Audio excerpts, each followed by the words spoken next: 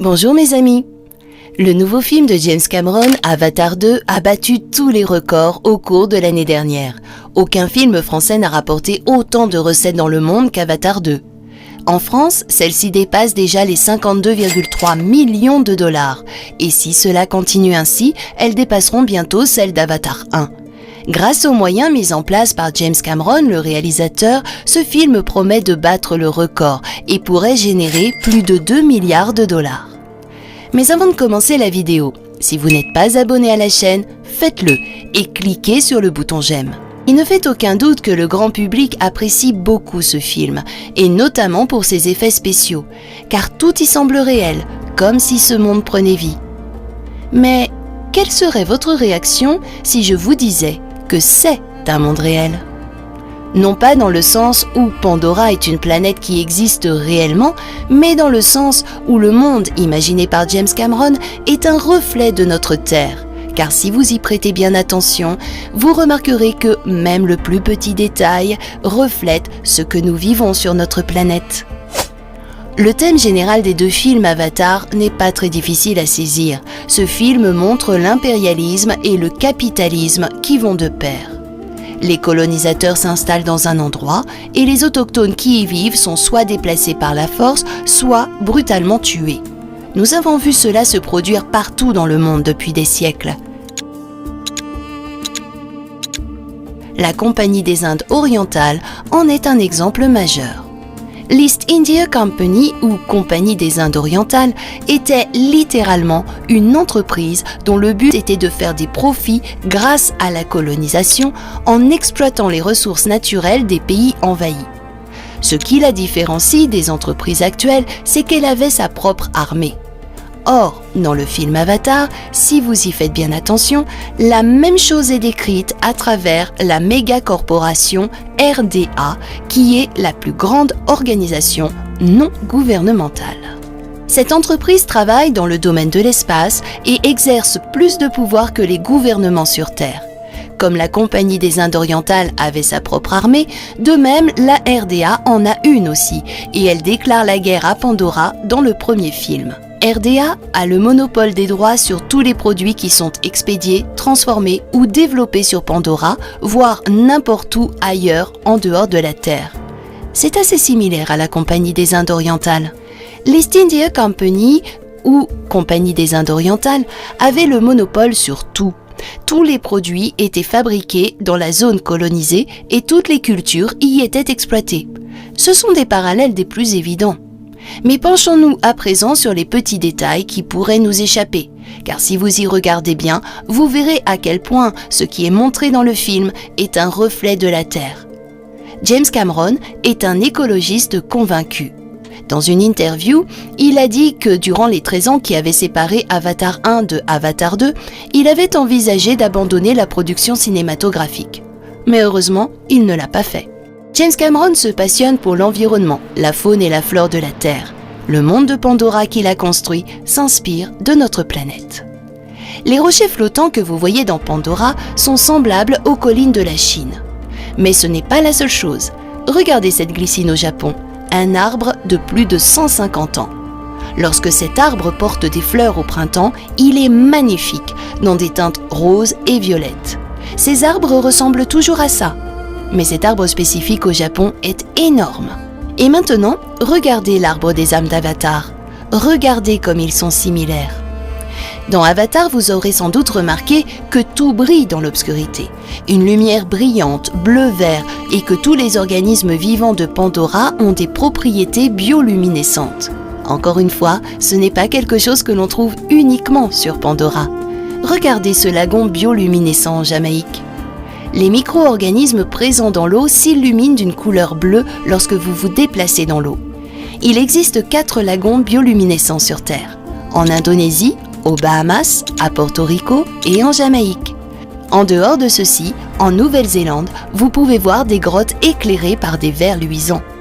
Et si vous voulez voir un exemple vivant de bioluminescence plus près de chez vous, vous pouvez observer des lucioles dans une forêt. Un autre parallèle peut être établi entre les aurores boréales et les lumières phosphorescentes sur Pandora. Dans les pays nordiques, comme la Finlande, l'Islande, ces lumières peuvent être vues dans le ciel à certains moments. Cela se produit lorsque les particules énergétiques émises par le Soleil s'orientent en fonction du champ magnétique autour de la Terre. Une vue vraiment hypnotique. Rouge, vert, violet et beaucoup d'autres couleurs peuvent alors être vues. Dans le deuxième film d'Avatar, on nous présente une nouvelle tribu d'extraterrestres à Pandora, le peuple du récif Metkayina. Les Metkayina sont différents des Na'vi. La couleur de leur peau est plus verdâtre, leurs yeux sont plus grands et leurs avant-bras ainsi que leurs jambes ont une structure en forme de nageoire. Et leur queue est plus large, comme une pagaie. Les queues des Na'vi ont des poils à leur extrémité.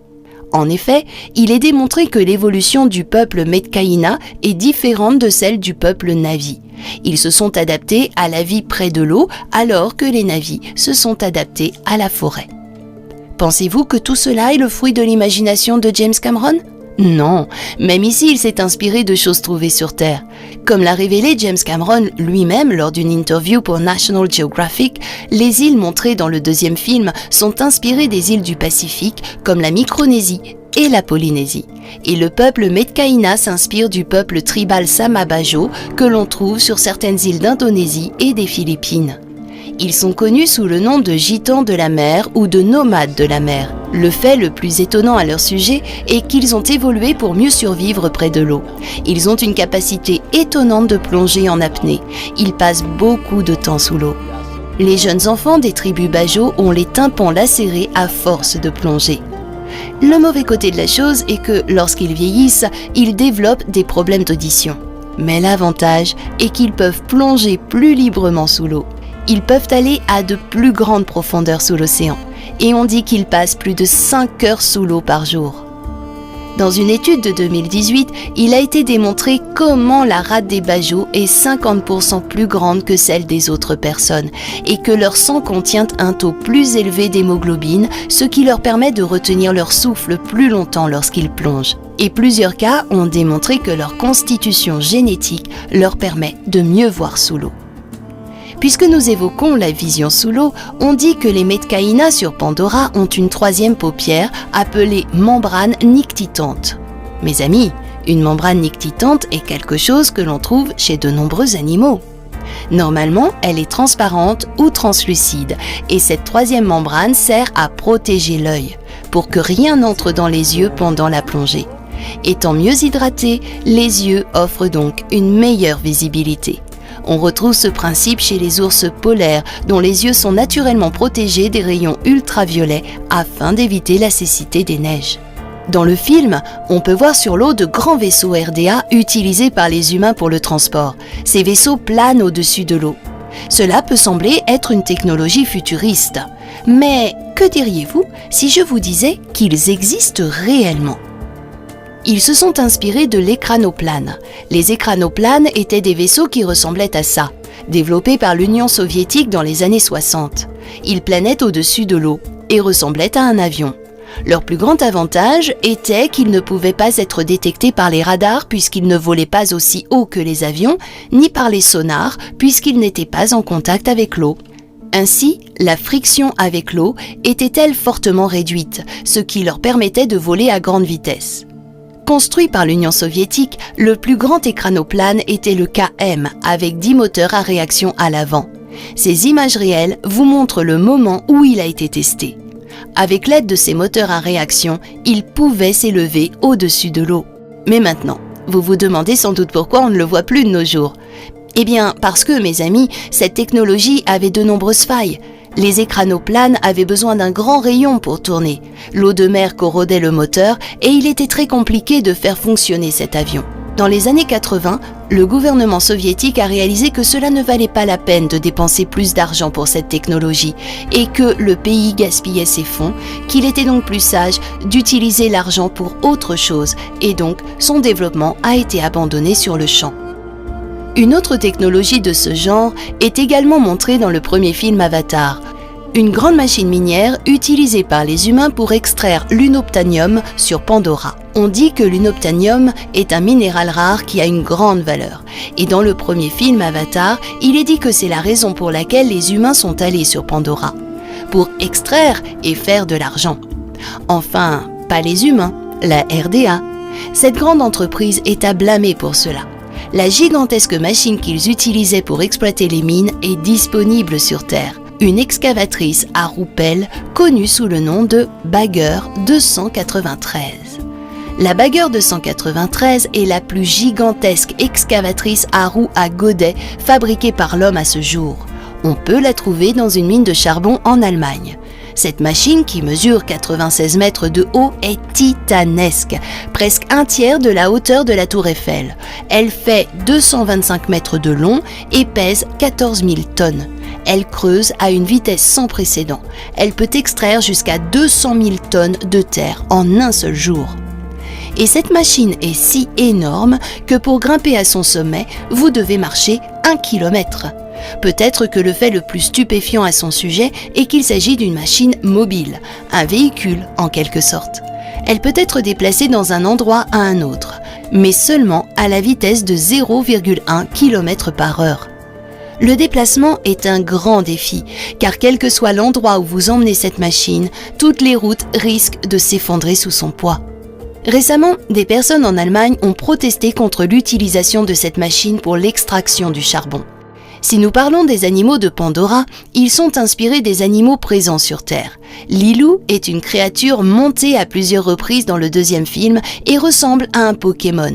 Mais regardez maintenant cette photo de Plésiosaure, un ancien reptile marin qui vivait sur Terre il y a environ 200 millions d'années. Ils ont les mêmes caractéristiques. Une autre créature sur Pandora qui a joué un rôle majeur dans Avatar 2 est le Tulkun, qui peut être assimilé aux baleines présentes sur Terre. Comme les Tulkun, les baleines sont également des animaux très intelligents. On pense que les dauphins et les baleines sont plus intelligents que les chiens parce qu'ils ont des cerveaux de plus grande taille. Dans le film, les Tulkun sont montrés comme étant si intelligents que les habitants de Pandora peuvent communiquer avec eux. Mes amis, sur la Terre, le cerveau des baleines et des dauphins possède une sorte de cellule cérébrale spécifique connue sous le nom de neurones fusiformes qui pourrait leur permettre d'identifier les choses, de s'en souvenir, de raisonner et de communiquer. En fait, la partie qui traite les émotions, connue sous le nom de système limbique. Le lobe limbique est beaucoup plus complexe chez les baleines et les dauphins que chez les humains. On peut donc supposer que ces créatures de l'océan sont plus émotives que nous. Pour mesurer l'intelligence d'un animal, on utilise souvent le test du miroir. Un miroir est placé devant l'animal pour savoir s'il peut identifier son reflet, s'il y voit ou non sa propre image ou celle d'un autre animal. Il s'agit d'une aptitude très rare chez les animaux. Outre les humains, les grands dauphins, les chimpanzés, les éléphants et les pies sont quelques-uns des animaux qui répondent favorablement à ce test. Les enfants humains peuvent passer le test du miroir après avoir atteint l'âge de 12 mois, mais les bébés dauphins passent ce test à environ 7 mois. Lors d'une recherche, les experts ont découvert que certaines espèces de dauphins sont capables d'identifier différents membres de la communauté par leur nom. Ils ont créé des sifflements caractéristiques pour chaque individu. Chaque son est émis pour s'adresser à un congénère particulier. Et les jeunes dauphins apprennent le nom de leur mère qu'ils portent tout au long de leur vie. L'importance des dauphins et des baleines est dépeinte par James Cameron dans le film Avatar 2. Il est intéressant de noter qu'avant ce film, James Cameron avait réalisé un documentaire pour National Geographic, Secrets of the Whales. Une autre preuve du fait que James Cameron a intentionnellement montré l'importance des baleines dans Avatar 2. Dans le film, on assiste à une scène très intéressante.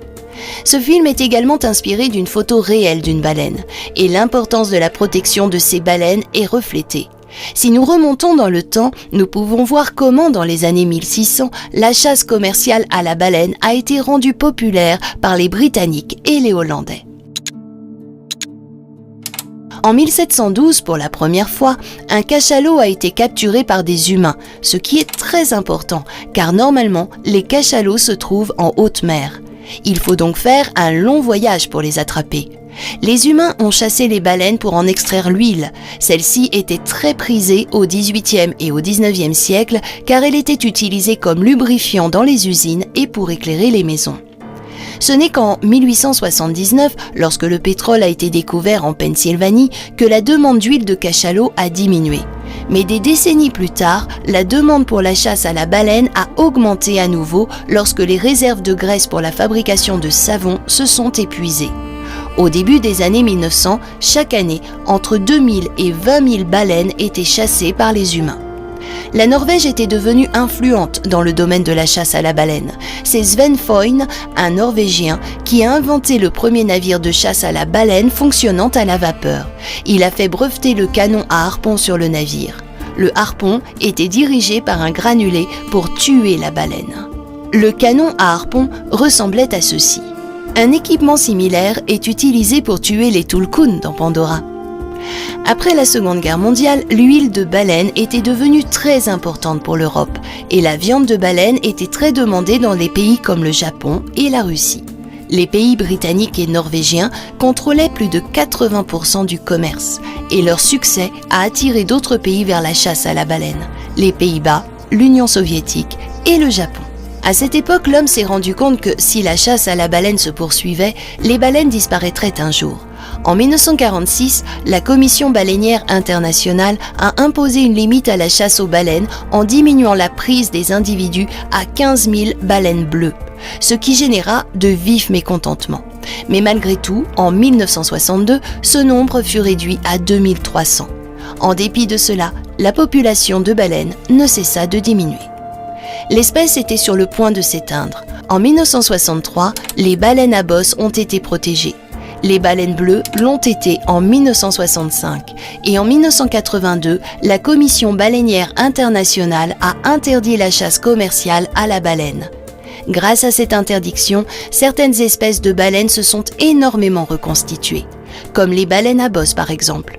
Elles étaient moins de 500 dans les années 1950. Aujourd'hui, leur nombre dépasse les 25 000 individus.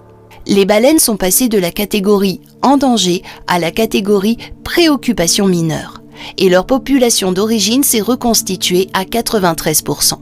Malheureusement, il n'en a pas été de même pour toutes les espèces de baleines, car les baleines bleues sont toujours en danger et les cachalots sont toujours vulnérables.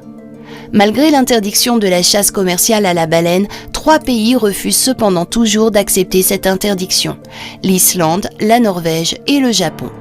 Parmi eux, l'Islande est le pays le moins préoccupant, car il a décidé d'interdire la chasse commerciale à la baleine dès l'année prochaine. D'autre part, la Norvège soutient la chasse aux baleines de minke pour leur viande. Et le Japon autorise la chasse commerciale à la baleine à, je cite, des fins scientifiques. La finalité scientifique est une excuse avancée par le Japon, car les baleines tuées à des fins de recherche et de science voient leur viande extraite et vendue comme nourriture. Entre 2010 et 2020, à de nombreuses reprises, des navires japonais ont empiété sur la zone de conservation de l'Antarctique pour chasser les baleines. Vous vous souvenez peut-être d'une émission à ce sujet sur Discovery Channel intitulée « La guerre des baleines ». Un groupe de protection de l'environnement connu sous le nom de Sea Shepherd a envoyé ses navires pour arrêter les baleiniers et les bloquer littéralement. Si un navire japonais chassait la baleine, ils plaçaient leur navire devant ce dernier pour l'arrêter et protéger l'animal. Le fondateur Paul Watson a révélé comment le Japon a déclaré que le fait de s'approcher dans un rayon de 500 mètres de ses navires baleiniers était un acte de terrorisme. Cela a changé en 2018 lorsque le Japon a quitté la Commission baleinière internationale. Cette excuse de la chasse à la baleine à des fins scientifiques a volé en éclats. Aujourd'hui, la CBI considère le Japon comme un pays pirate de la chasse à la baleine. Cela va à l'encontre du droit international. D'autre part, le Japon affirme que la CBI n'a pas suffisamment fait pour promouvoir une chasse commerciale durable. Selon eux, la protection des baleines ne devrait pas être le seul objectif et que nous devons autoriser la chasse à la baleine dans une certaine mesure. Vous allez vous demander quel est le lien avec le film Avatar, n'est-ce pas? Il y a un lien, mes amis, un lien profond. Un détail que peut-être aucun d'entre vous n'a remarqué. Les vaisseaux de la RDA qui chassent les tulkuns avec des harpons sur Pandora. Le nom de la société Harpoon est écrit en japonais. Et les couleurs du drapeau japonais sont utilisées. James Cameron souligne que le Japon est le seul pays qui soutient encore la chasse à la baleine. Et c'est pour cette raison que la scène de la chasse au Tulkun dans Avatar est montrée de façon si détaillée, pour que les gens comprennent comment les baleines sont tuées. Mes amis, savez-vous que James Cameron fait partie des personnes qui ont plongé dans les profondeurs de l'océan à bord d'un sous-marin ? En 2012, il était à bord du sous-marin Deep Sea Challenger. James Cameron s'est alors rendu dans la partie la plus profonde de l'océan, la fosse des Mariannes. Il est la première personne à avoir atteint cette profondeur seul dans un sous-marin, dans la partie la plus profonde du monde. Son amour pour l'océan et la biodiversité de la Terre ne fait aucun doute. Sauver la Terre est le message qu'il veut transmettre dans ses films. Selon ses propres termes, je cite, « Dans 50 à 75 ans, dans la plupart des endroits de la planète, les coraux n'existeront plus que dans les films. Ce n'est pas soutenable. Quand j'étais enfant, j'aspirais à devenir plongeur pour découvrir cette merveille moi-même. J'ai passé des décennies à explorer et à profiter de ce monde. Mes enfants et mes petits-enfants ne pourront pas faire ça. Il s'agit donc de se souvenir, de célébrer et de tomber amoureux à nouveau et de protéger ce que nous sommes en train de perdre. Et vous, mes amis, qu'avez-vous pensé de ce film ? Vous pouvez me faire part dans vos commentaires ci-dessous. Et si vous voulez devenir les premiers trillionnaires du monde, cliquez sur cette vidéo qui s'affiche sur votre écran. Et rendez-vous dans la prochaine. Merci beaucoup.